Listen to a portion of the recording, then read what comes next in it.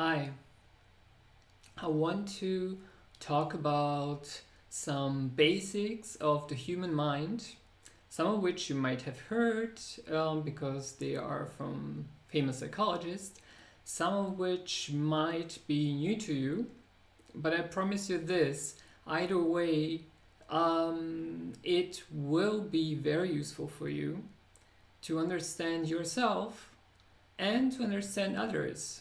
I can promise you that after watching this video and the following videos, you will have a much better understanding of yourself and of other people. So I'm gonna start with the basics you probably heard of. I'm gonna just skim over them. Like the first basics I want to talk about is Freud, because whatever one can think of some of his teachings and some of his ideas, one great achievement of his is that he found out that, well, he wasn't the one who found it out, but he was the one in the Western world who first thought about it, is that the human mind has layers. And the picture looks like this, approximately. So we'll put it in a pyramid. Like at the top 8%, or not top 8%, but about 8% of the mind is the conscious mind.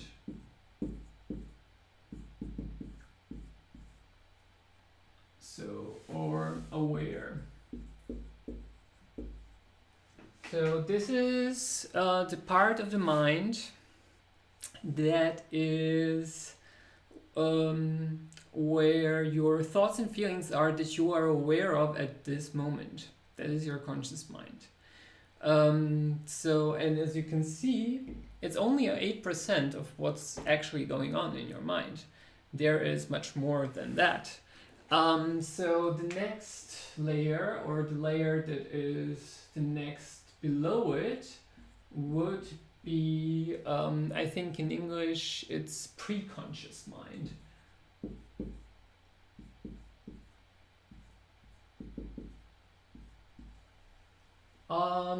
And that is the thoughts and feelings that you're not aware of at this moment, but you could be aware if you actually thought about them. So it's also like memories, for example. You don't have memories maybe in your mind, but if I tell you, remember your last birthday, you might be able to recall this memory and put it from pre-conscious to conscious mind.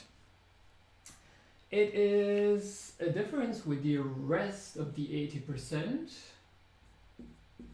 which is the unconscious mind.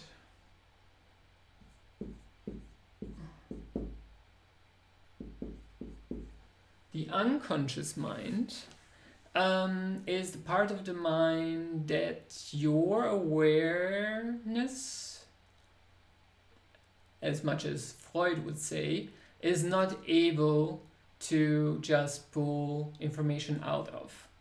He actually tried it. The idea of psychoanalysis is to access this unconscious programmings of yours through psychoanalysis, but it is not that easy, because there is a part of you that really doesn't want you to look at this, at what's happening at the conscious level. So yeah, that's about it. That's kind of, I don't know, common knowledge, maybe not. It doesn't matter. It is something that has been proven by psychology on some level. There is more to it. I could go more deeply into the ego, the uber ego, but I won't, because it will not be useful for you at this moment. But I will do something different, something that is near, because the truth of the matter is that if 80% of your mind is unconscious, that also means that most, like the majority of the decisions you make and the things you do and the things you think come from a part of you you are not aware of. So, because we like to think, or we learn actually, that we are rational beings who do rational things, who have a rational, clear mind. This is actually bullshit. It's not true. We have a rational part of the mind that is in the consciousness, and we can use it as a tool, but the truth is that actually most of the thoughts that come into our mind are not thoughts that we consciously control, and very often are not thoughts that we're consciously aware of. Because, like, if you ever try to stop thinking, you will know it's at a point in your life, depending where you are, quite impossible.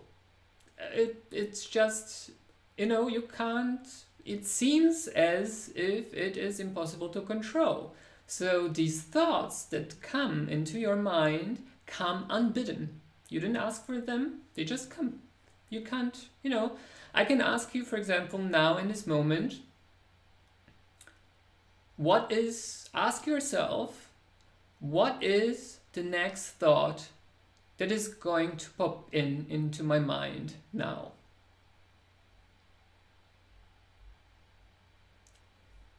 So if you're lucky, you maybe had a brief moment of silence in your mind, because there was really a part of you that was curious, what is the next thing that's going to pop into my mind?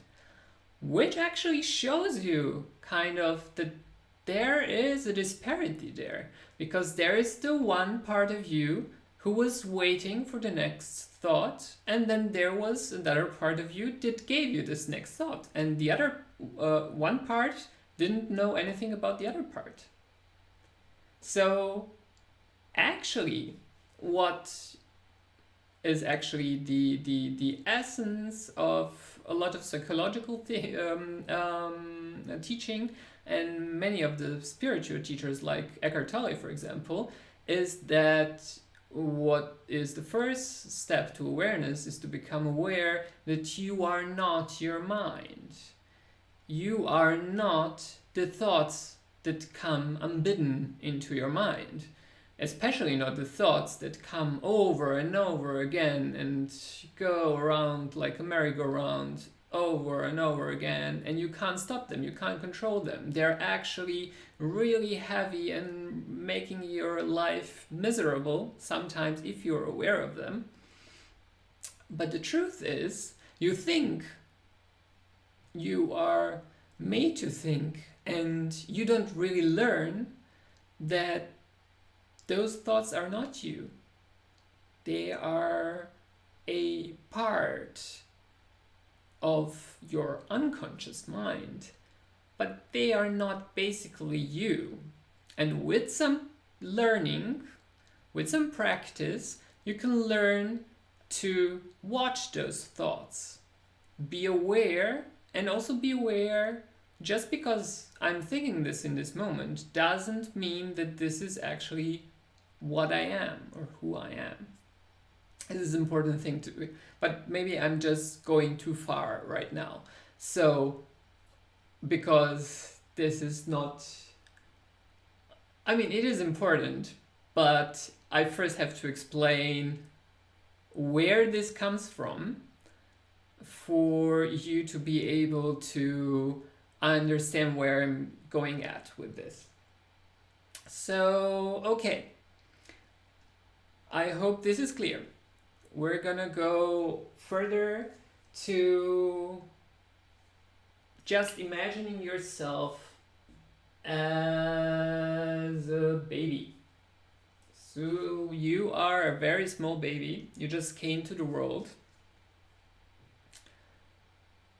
And babies have, or like every human being has, a fundamental part of themselves that could be, I'm gonna make just circles, could be called like a happy child part of you.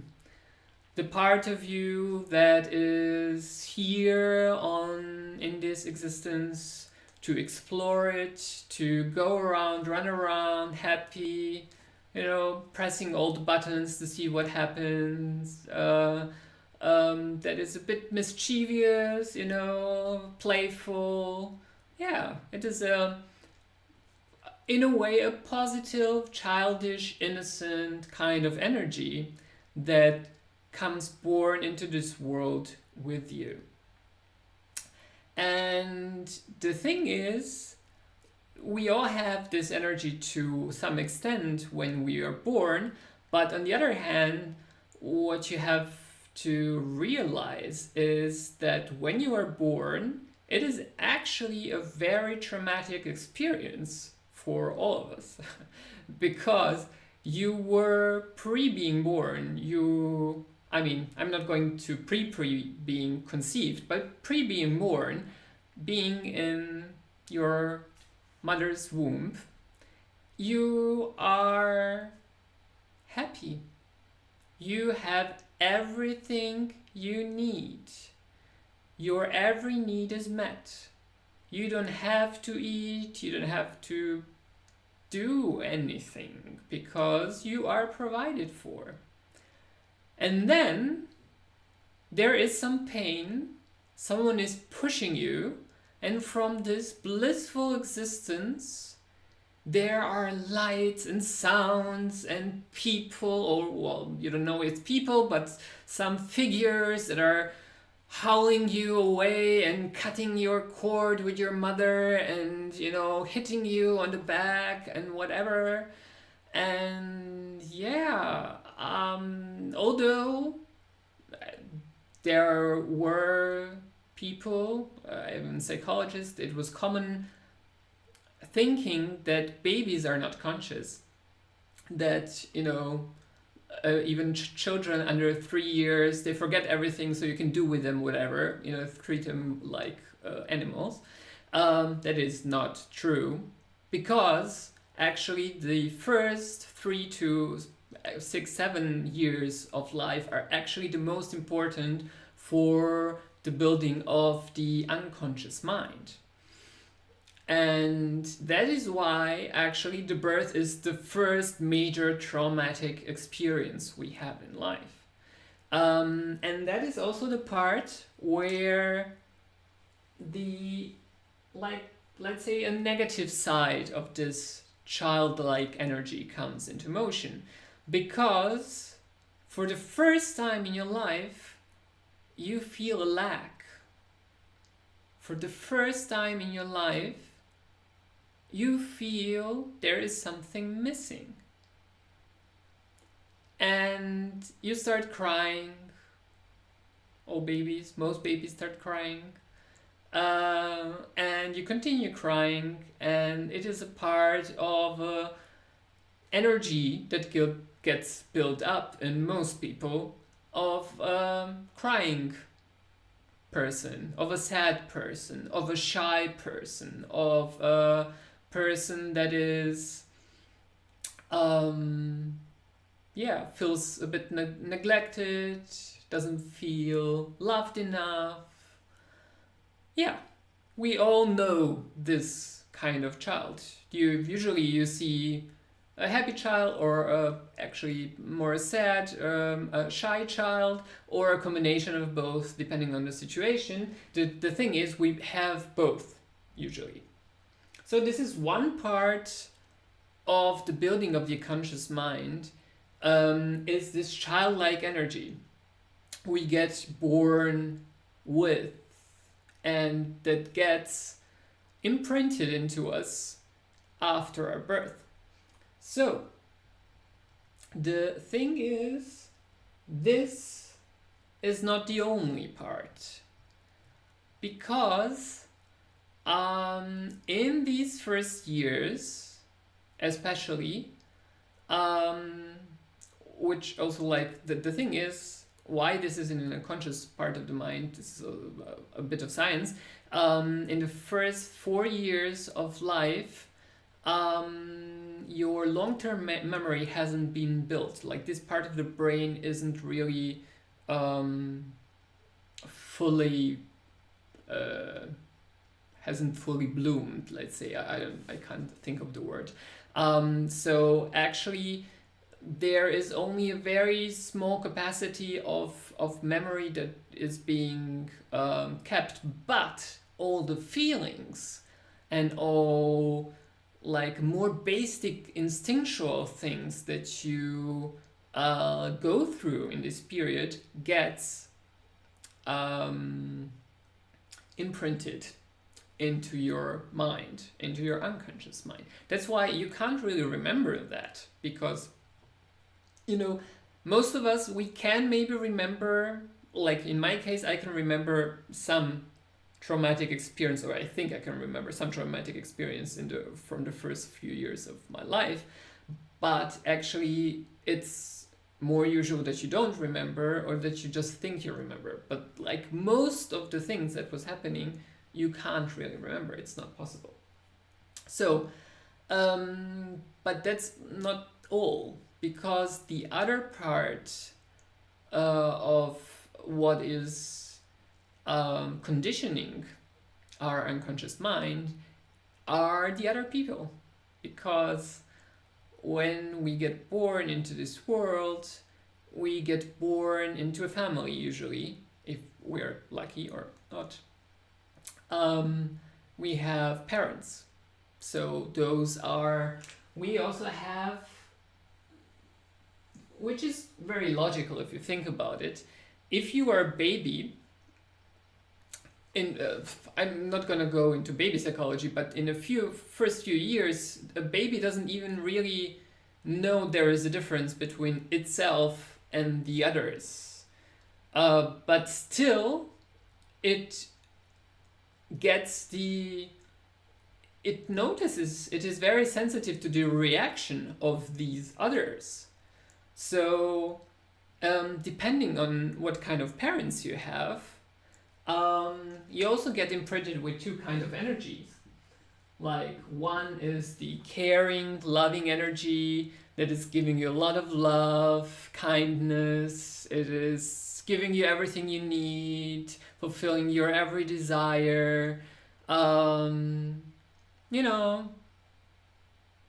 If you only had that, it would be probably a fairy tale, because in my experience, that is not possible. That is not how this world works. You can't really have only this positive, loving energy yet from parents. It's very unusual. So you also have the other part, which is kind of the negative part. It is, don't do this, don't do that, stop crying, stop doing that, don't, no. It is a criticizing, like even if the parent is not abusive, it's just normal that you can't allow the child to do everything, because this childish energy, this positive childish energy, is the childish energy that would come to the oven and put the fingers on something that is hot. So of course, as a parent, you have to say, no, don't do that. But the child might do it anyway. It doesn't matter. Anyway, it will get this imprint of you saying no. So for most people, they have normal parents, let's say, they have both. They have this positive imprint in them of a parent, and let's say a critical imprint of a parent. And like if you're really unlucky, you might even have parents that are abusive, or siblings that are abusive. And so you get this imprint as well. That is a bit harder, more heavy part of this imprint. So yeah, so this is like, I'm just going to speak about like child, parent. But of course there are others. there is grandparents also loving and criticizing, and also there are, you know, when you have especially in that's a kind of a constellation, when you have siblings and grandparents, you also have in your own head as a child a connection, like this parent imprint in you. You know what the parent is going to say. Like many children know when they go towards the hot stove, they know that there's going to come a no from the parent because, you know, they already have the imprint of that. They already heard it quite a few times. So the funny thing is, you also get in your head as a child, even those conversations between, let's say, those archetypes that are built in your head. You have the archetype of a parent, and you have an archetype of a grandparent, and, you know, they even have interactions between themselves in your head. So, like, let's say those are the basic two parts of the mind that you have as a child. And you also have, like, you get, when you get older, the older you get like the, let's say, the grown-up part, which is, of course, when you're a child, it is a small part. Like the rational mind is not very strongly developed in a child, of course. You have to gain maturity to gain the ability to really have rational thoughts. But the thing is, and what we think, usually as human beings, thinking we're rational and have rational thoughts, is we think that this happens automatically. That as we get older, and like in part it does, we get more rational the older we get. But actually, the very big truth is this rational part of the mind, like this also conscious and aware part of the mind, is just 8%. So it is actually the very truth of the matter is it gets bigger, but it is like imagine these archetypes you have, this like the child archetype, the parent archetypes, like the teacher's archetype, the karmic imprint you got with your birth that is there, the genetic lineage of your parents that got imprinted into you that is there. There are like many things, and there are like heavy burden that is on the rational part of your mind. So let me demonstrate what I want to say with this. It is like in this mind is also, let's say, your intuition, your inner calling. So let's imagine you have, at a point in your life, the inner calling to become a teacher. So what will happen? This, like, the ideal thing is, with the rational mind, you think, you have the feeling, you know you should be a teacher because this is your calling, this is what you've been born to do. You will just become a teacher. But that's not the way it works. Because the way it really works is you have maybe this really, maybe you even become aware of this feeling, oh, I should become a teacher, I would be a really good teacher. But then you have this childish, positive, like active part of you that will say, oh, teacher, no, that's boring, let's go out and play. Or like in most people's lives, let's go out and have fun and drink and go clubbing and take drugs and whatever. So what usually happens if you're not aware of that is, with most people, that's then exactly what they do. Even if their innermost self wants to become a teacher, they actually go out clubbing because they think that this thought that comes is their thought. They don't know it is a part of their unconscious mind, a part of their imprint they got as a child. So then it's the same same procedure. It depends like of what kind. I mean, it's most probably you get thoughts from all over, but I'm gonna demonstrate some more. If you have like more of an imprint of a negative child, it would be, oh, it's so hard, you have to study, it's I can't make it, it's too difficult for me, I'm too shy, I cannot. So again, you wouldn't become a teacher, because this voice in your head will have told you you cannot do it, and if you are a normal person, you will actually believe this voice and you won't do it. So, and it's the same, like you would think the parent part would be useful, but it's not, because like the parent part would tell you, oh no, you know, being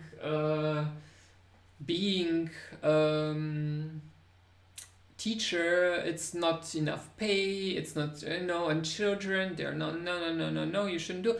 Become a doctor, that's much better, it's much better for you, they would, something your parents might say to you, actually, caring parents might say something like that to you.